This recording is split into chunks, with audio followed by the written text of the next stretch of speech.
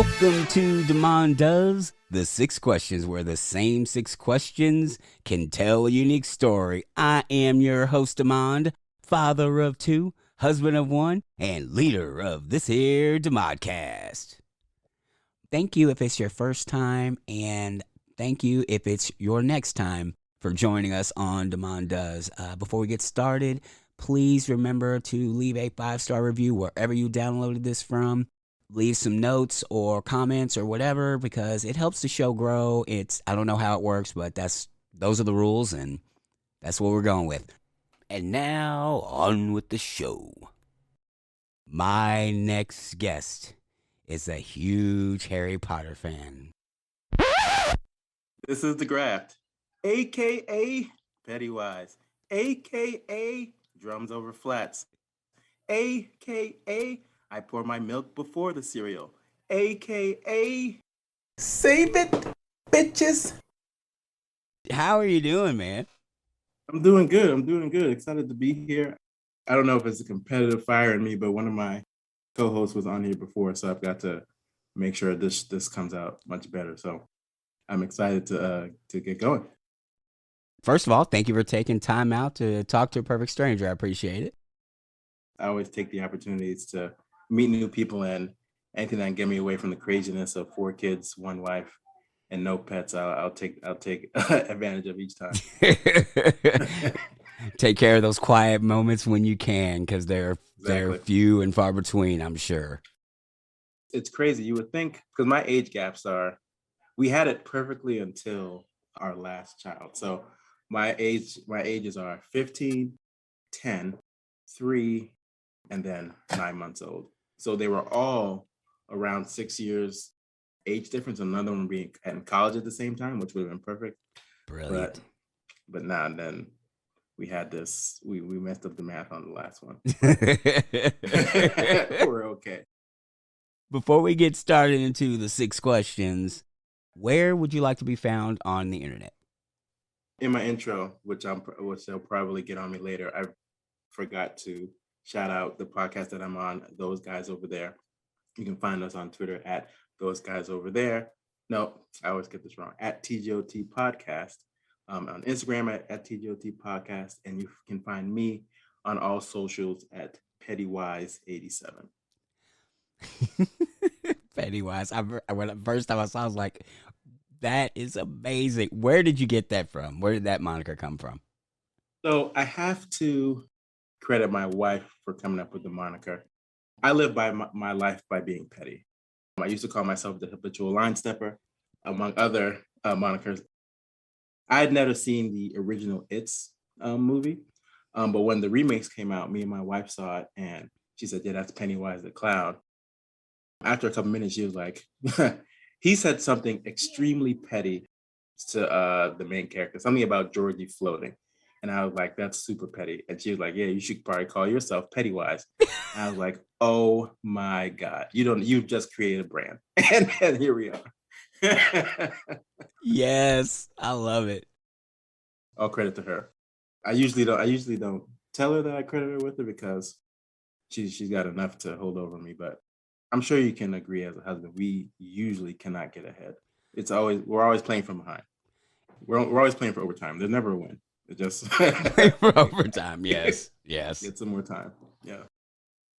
DeGraft Johnson, CEO of Petty. Are you ready to answer the 6 questions? Let's do it.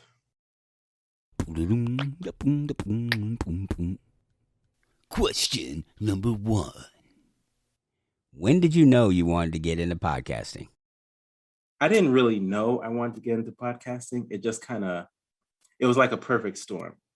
So one of my co-hosts, Tim, said to us long before we started, well, we should do a podcast. We always talk about this stuff at the bar, and all these conversations and debates.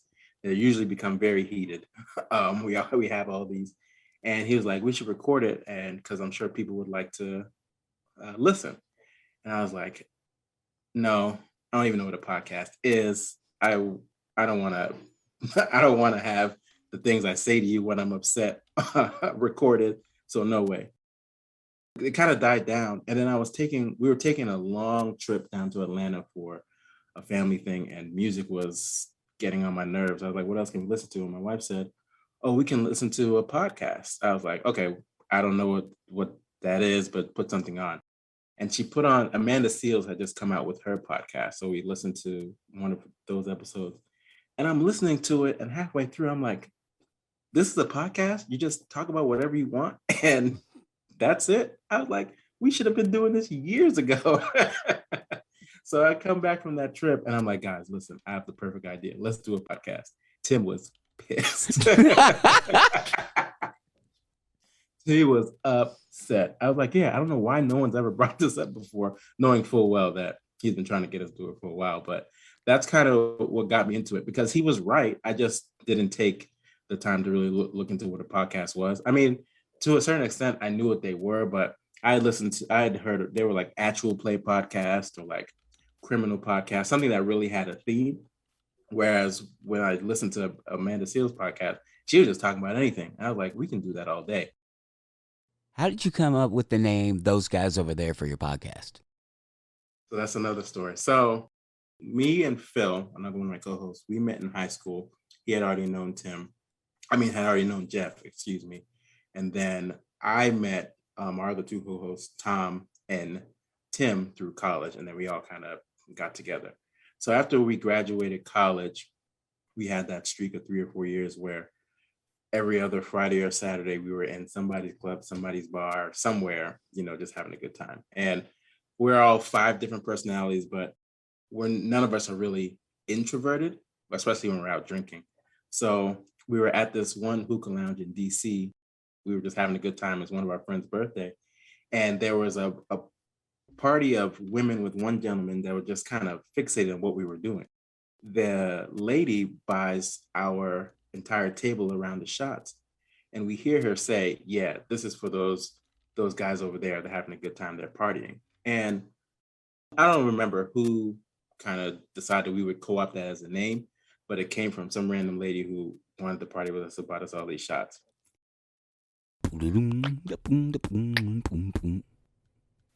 Question number 2. What do you wish you had known when you started out? I wish I would have known that dealing with 5 different schedules, 5 different personalities, 5 different opinions would be one of the best, but also worst things I would ever experience. When we first started out, we were really raw. We thought, oh, we just hit record, start recording our conversations, and we put it out and it's fine.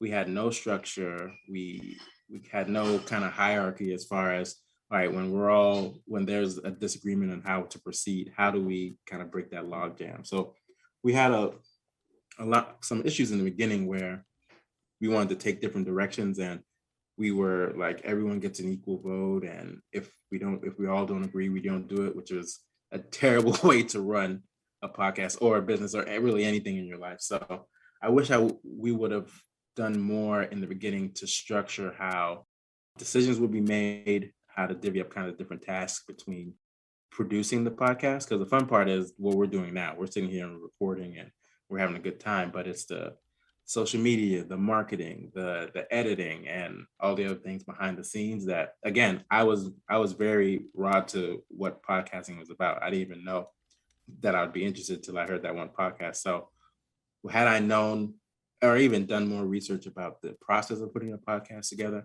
I would have loved us to build that structure much better.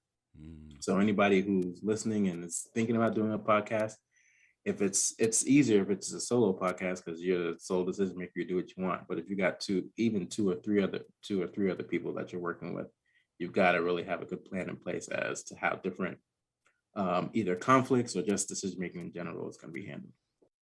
So you guys have that hierarchy in place. What was the straw that broke the camel's back without throwing anybody under the bus?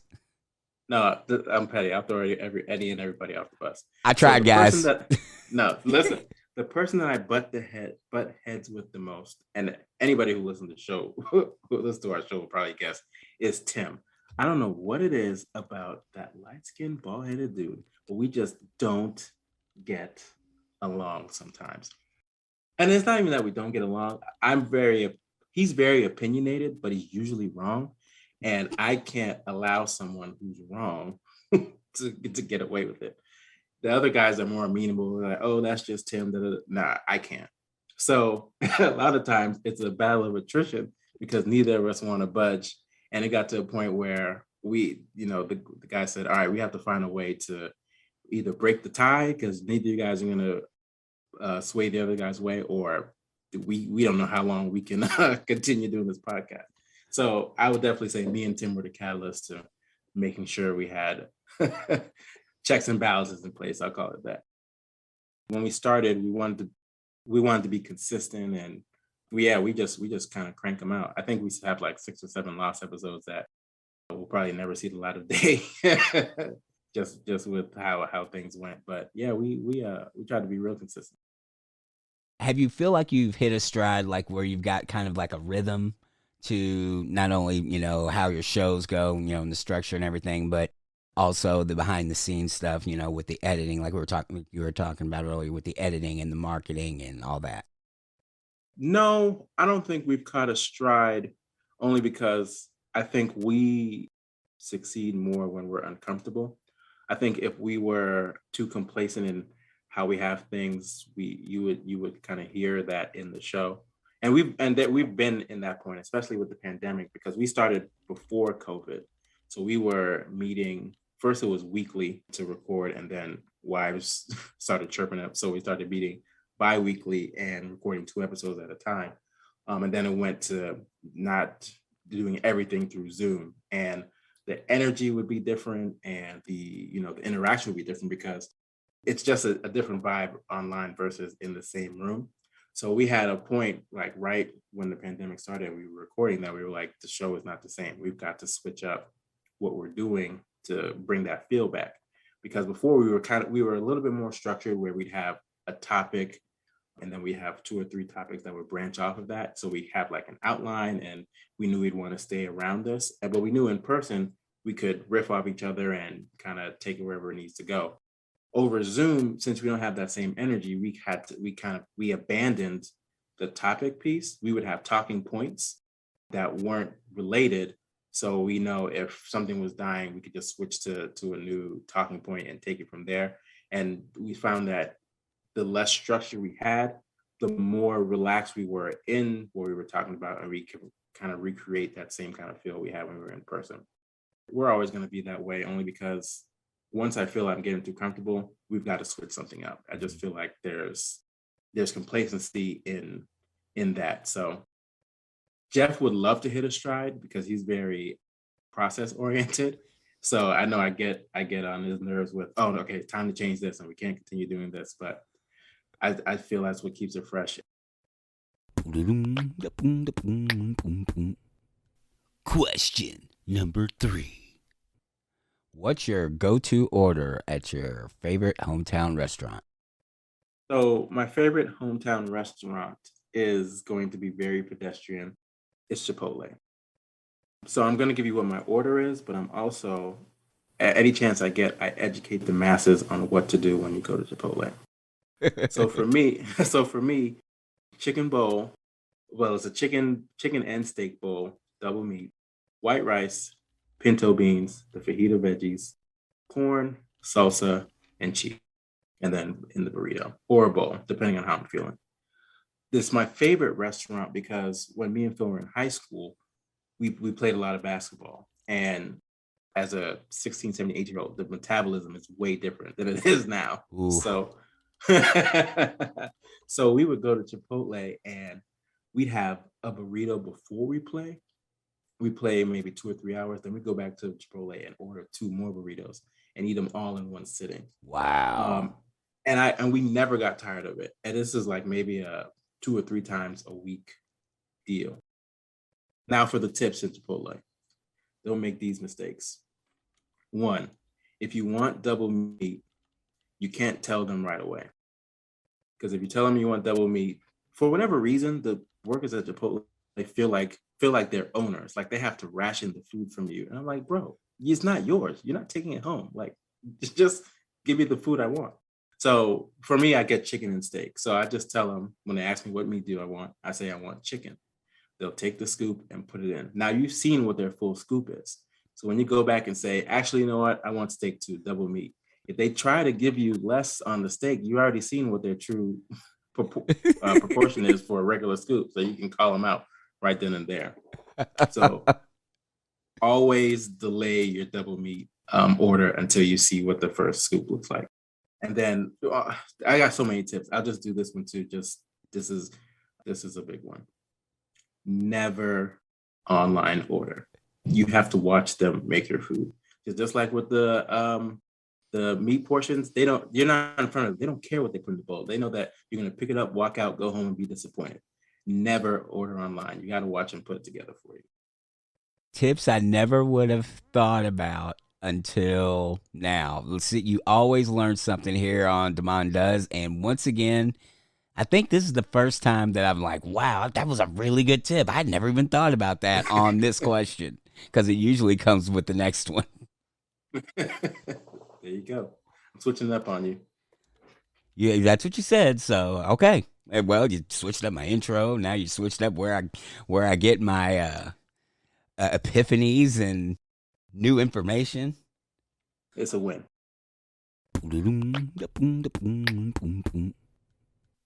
Question number 4. What are you curious about?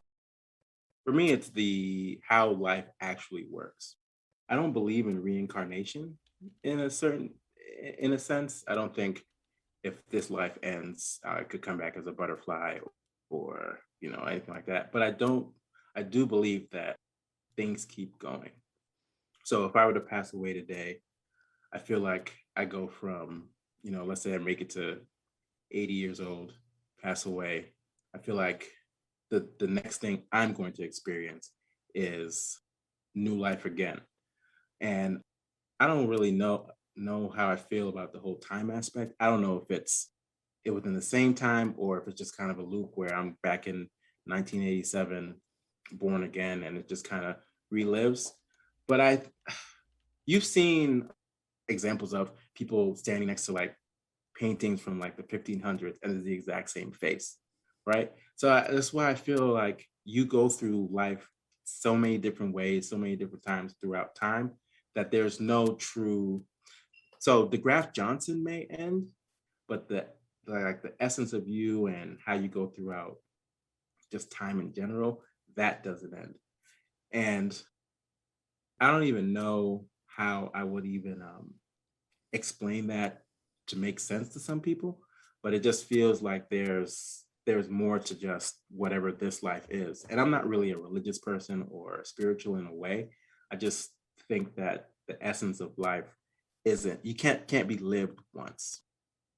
But like deja vu is a big thing for me because I think that it's really a reimagining of something you've done in another life. So you could be having the same conversations, the essence of them, because if you lived in the 1500s, you weren't talking about Jeff Bezos or Elon Musk, but you may have been talking about that whoever that person was within that time. So when you're having a conversation now about Jeff Bezos and he's like, damn, I feel like we've talked about this before.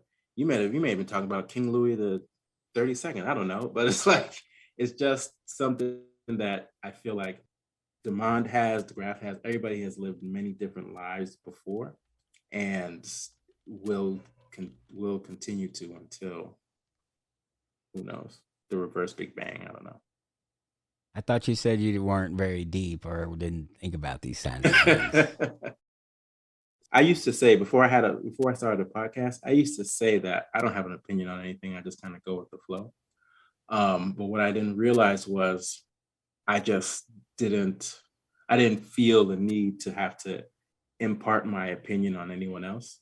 Because I think when you feel like you have to put your opinion on somebody, that's where it can become an issue or it can become overbearing.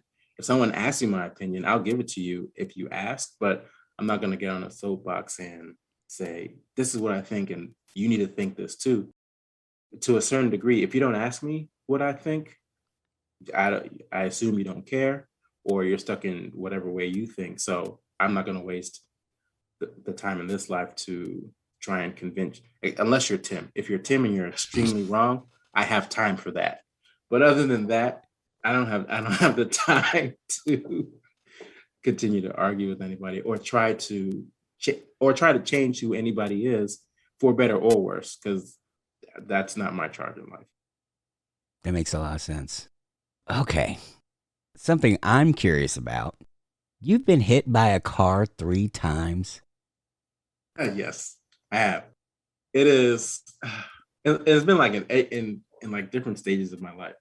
So the first time I was hit by a car, I was 8 years old at the ice cream truck, and I had 50 cents, but it was 75 cents for this probably like a Mickey Mouse popsicle with like the bubblegum eyes or whatever. Mhm. So I said, stay right here. I gotta run home and get another quarter. So I run across the front of the ice cream truck, and bam, I'm literally on the top. I'm on a hood. Like I'm on this guy's Oh hood. my gosh. So the guy stops. He's like, "Oh my God, are you okay? Are you okay?" I was like, "I just need a quarter. I just need a quarter." Like I was in shock at this point. Like, I just need a quarter. I just need a quarter. The guy was like, "I can give you a quarter, but we might have to go see some." I was like, "No, I'm fine. I just need a quarter." So the guy gives me a quarter, and I buy my popsicle, and I move on. One of my toes is kind of crooked, and I think that's when it happened. Like I don't know definitively because I didn't notice at the time, but I think that's when it happened. Second time I was hit by a car was like a semi road rage incident. So I'm driving along, and this she says I cut her off. I believe that my signal was on long enough for you to understand that I need to get into this lane, because at some point I have to get over. And if you want to act like you're not going to let me, something's going to happen. Either I'm going to let you pass me and I'm going to miss my turn, or as soon as I feel like I have enough space, I got to get over. So I get over, and she's honking at me and making all this noise. And this was at a time, the car I had, I sat really low. So I don't think she thought I was as tall as I was or as big as I was. So she's honking at me for like, I want to say 2.5 miles. So I pull over, and she pulls over, and I was like, "What's your problem? Like, what's the deal?" And she looks at me, and she backs up. And so we pull over on the right side of the street. So I'm standing like at the front door, at our passenger side door, like, "What's your problem? What's your problem?"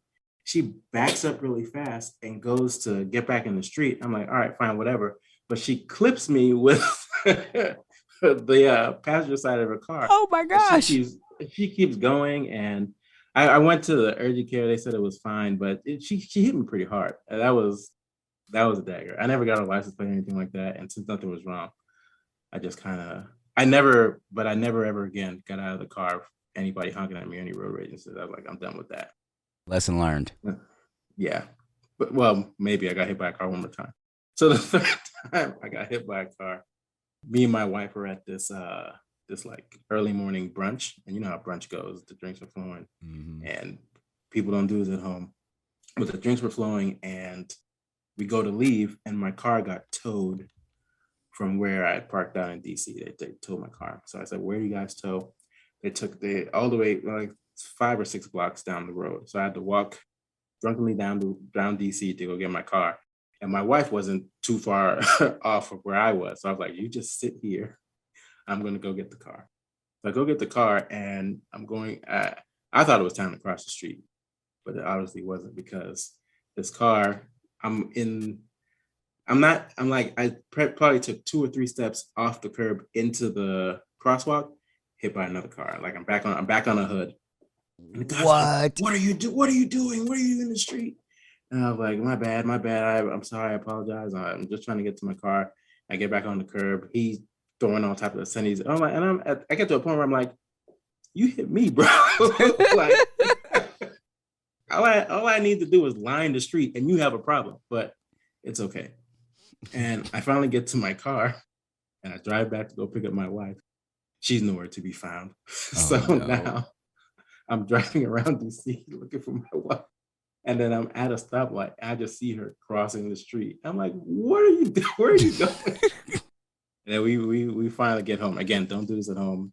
If you drink, get a ride or whatever. This was years ago, but that was the third time I was hit by a car. So yeah, but it's been a good 10 years since the last time. So I think I'm doing pretty good. You're wiser now and hopefully at least a little more careful. When I was a kid, I didn't look both ways. So maybe that was on me. And the only one that I know for sure is not me is that lady clipping me in the street. But I live to tell the tale.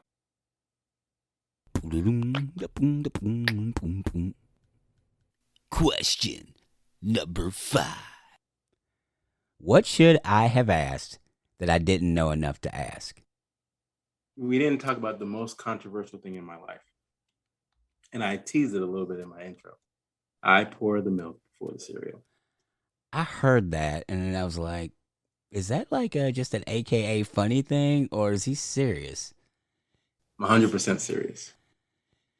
I hate cold milk. I don't like the taste of it. It messes with my teeth. But I love Cinnamon Toast Crunch. So you see my dilemma.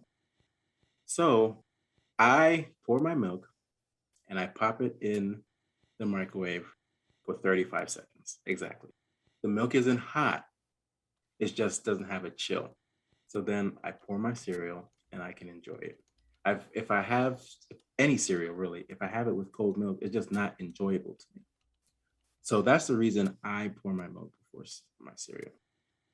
So anyone who says that they do that, at least ask the question. Because we're not all sociopaths, we're not all psychopaths. We all didn't murder pets as a kid. We may have a reason, and that's my reason. I'm originally from the Gambia, West Africa. That's where I was born. And then we moved here when I was 3. So I have no recollection of what Africa is like. Or the Gambia, I have no recollection. But I have cousins and uncles, and they all pour the milk before the cereal as well, but not for the same reason. They were just taught that way. It could be, a temperature thing for me. It could be a cultural thing for others, but there's a reason. And you may know, I don't know any admitted serial killer that has said that they pour their milk before their cereal. So I don't even know where the correlation comes from, but there's that. As far as I know, that's correct. So at least we have a 100% chance of you not becoming a serial killer or being the very first one. So it's funny you say that because I say this all the time as far as the pandemic and being locked in with the family. I love my family. We're all much closer because of the pandemic, but I stand on the fact that no man was meant to spend this much time with his family. It's just not how it worked. Back in cavemen, they were hunter-gatherers, right? You left the family at home. You were gone for maybe 3, who knows how long, looking for a mastodon to bring back home. You do that and you go back and forth. Maybe not mastodon. I don't know. I'm getting my periods messed up. But you know, food. So, and I feel that part of evolution hasn't gone away. You're there for your family. You support them and all that. But there has to be that time away. So, to your serial killer comment, right before the pandemic, we bought a house. Like literally a month before. We were 3 of us. It was 3 kids at the time. Yeah, I'm one of those cliche. I had a pandemic baby. So it is what it is. We were in a small 2-bedroom and a den apartment, and I truly believe that if we were stuck in that apartment during the pandemic, everybody wasn't making it. It just it would have been impossible.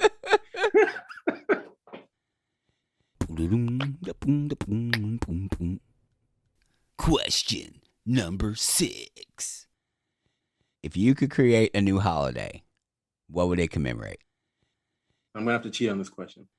I don't have a holiday to create, but I have some to eliminate. Okay. Kwanzaa has to go. I know what they were trying to do. I appreciate the sentiment, but it doesn't work. One, I can't celebrate a holiday like that that isn't even older than my parents. That just doesn't make sense to me. That doesn't make sense. They co-opted the they co-opted the week of Hanukkah and put Kwanzaa on top of it to make it have more weight because Hanukkah has been there for years and years and years, and they've got it established. And they threw Kwanzaa on there with these days and these names of these days, and it just hasn't stuck, unfortunately. And I don't know if you're a family that celebrates Kwanzaa. If you are, and I'm offending you, I apologize. But I got to be real and I got to be petty. Just like, well, not just like, because Columbus Day had to go for different reasons, but that was the day that had to go as well. So I'm not comparing the reason they had to go. I'm just comparing. That's a holiday that's got to go. Kwanzaa is like Pluto. You guys tried it. It didn't. It doesn't quite fit the criteria. We got to move on. Pluto? Why you got to pick on Pluto? I didn't make the choice. Oh, another thing. We didn't talk about this. Well, what are your thoughts on space? I'm going to flip this on you. What are your thoughts on space? I'm not. Can you be more specific? There's lots of it. So not the planets, but just like space in general. Like, I think space is probably one of the most useless things around. The actual expanse of space, nothing can live up there. There's nothing can be sustained. Yeah, the planets revolve in space, so the planets are useful, but space itself, like this vast expanse that they say goes on for all these light years, but of almost nothingness. Like literally, the expanse of space is just nothingness. There is no sound. There is no oxygen. There is nothing in the expanse of space. Why are people so fascinated by space? I believe human beings, how do I put this?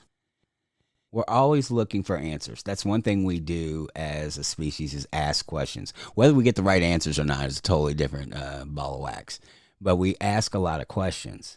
And that's how we've gotten all the advances that we've gotten to. And space is one of those ultimate questions right after is what happens after we die. There's something, we can see it, but we don't know anything about it. We don't even know really much about the human body, to be honest. But we don't know anything about space. We can't live there. Like you said, we can't live there. There's nothing to do, sustain us. Are there other beings out there? There are so many more questions to ask with space that I think that's why we're fascinated by it. So at what point, like Kwanzaa, do we cut our losses? Like that's what I want to know. I am definitely afraid of the ocean and the ocean in general, because if I'm on a boat and it sinks in more than 6 feet of water, I'm done. Like there's no living for me, right? So I'm definitely afraid of the ocean, but I feel like there's way more to discover in the ocean that we can actually work towards discovering. But we're spending billions of dollars to go into space for 30 minutes, float around and come back down. I just don't I don't get it. The answers to that may be different. The motivations are definitely different because anybody can get underwater. I mean, you can go to the ocean, bloop, go in there. You know what I mean? Not everybody's been to space. We've all been in water. There's something called, I believe it's called the halo effect. Like when you go into space and you can actually see the Earth in the vast space, in the vastness of space.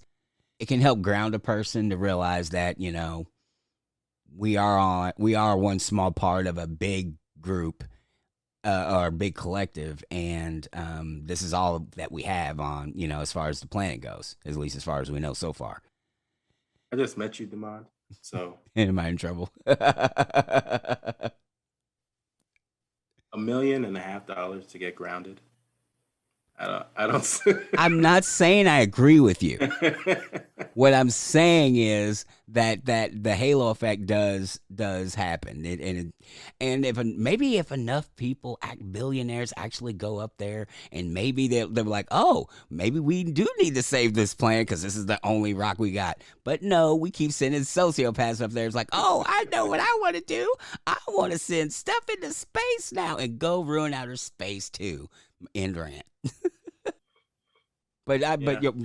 I've never, again, like I said, I did earlier. I never really thought about it. But yeah, we should just explore. We should explore what's in the oceans. This planet is what 70% water, and we don't know. We only know a small bit of what's in it. Right. Like we still don't know what's all the way down in the Mariana Trench. I just learned about that maybe a week ago. So I don't know. I just when it comes to space, like and then when I talk about what's useful and what's not, the ocean is useful, right? Things can live down there. There's food to sustain most people. I don't eat seafood, but people that do. There's food to sustain us. Like there's use to the ocean. So finding out more about the ocean could just make it more useful. Space so far has proven to be useless, except Jeff tried to make the point that we throw our trash up there. Like, okay, so space is a $1 billion landfill. I can't get with it. What other holidays? That's would I eliminate? Yes. I don't want to eliminate Juneteenth, but I feel like there's a different date that we can celebrate because Juneteenth is a celebration of the last African Americans actually finding out they were free almost 2.5 years ago. I don't see that as a celebration. I see that more sad than anything else. So it's hard for me to commemorate that day because it really echoes what we're still dealing with in a lot of cases today with systematic inequalities and racism. So and now companies like when Juneteenth was just for lack of a better term a black holiday that we celebrated kind of internally, like we took the day off as a culture and we did our own thing. That made a lot of sense to me.